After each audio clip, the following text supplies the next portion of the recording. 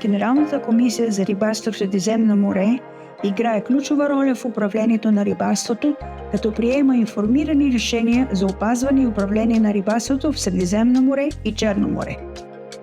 Но какво означава информирано?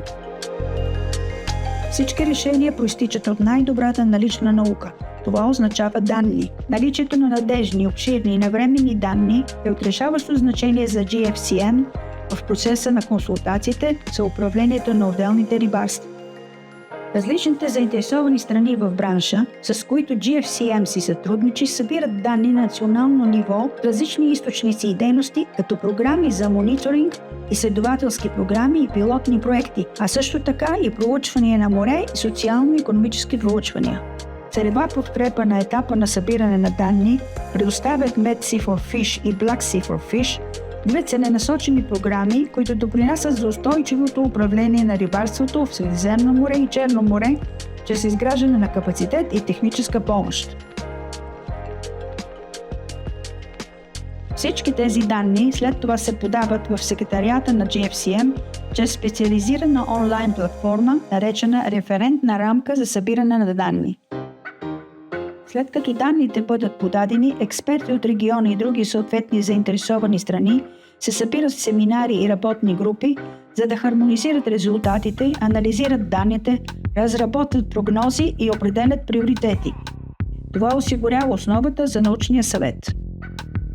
На този етап от процеса, форумът за рибарство играе решаваща роля, като идентифицира нови научни инструменти и подходи за анализ на данни и извличане на надеждна информация и съвет, както и необходимите нови данни за справяне с съществуващите и възникващите предизвикателства. Мултидисциплинарните механизми на GFCM, като подрегионални комитети и регионални групи, специализирани по видове и теми, използват експертен анализ за оценка на осъществимостта и ефективността на техническите мерки и ръководят планирането на управлението. Техническите елементи за управление са многобройни и разнообразни, като отразяват подрегионалните специфики и регионалните приоритети. Консултативните комитети на GFCM преглеждат работата и формулират съвети в научен, социален и икономически аспект, особено относно възможностите за управление. Това е мястото, където експертите обсъждат потенциални или алтернативни мерки за управление, които да бъдат представени за разглеждане от органа за вземане на решение на GFCM. Това е мястото, където науката се превръща в съвет. Договарящите се страни в GFCM преглеждат отражението на предприетите действия, обсъждат възможните налични съвети и приемат обвързващи препоръки и други резолюции. Те също така определят и предоставят информация за посоките и дейностите на GFCM за следващата година, като процесът на консултации за управлението на рибарството се възобновява от самото начало, започвайки с събиране на сурови данни и преминавайки към целенасочени управленски действия.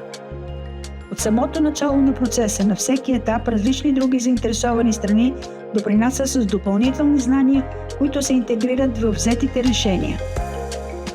През целият процес на консултации, спазването и прилагането на правилата са ключови за осигуряване на ефективното изпълнение на задължителните изисквания за качество на данните и регулаторните рамки.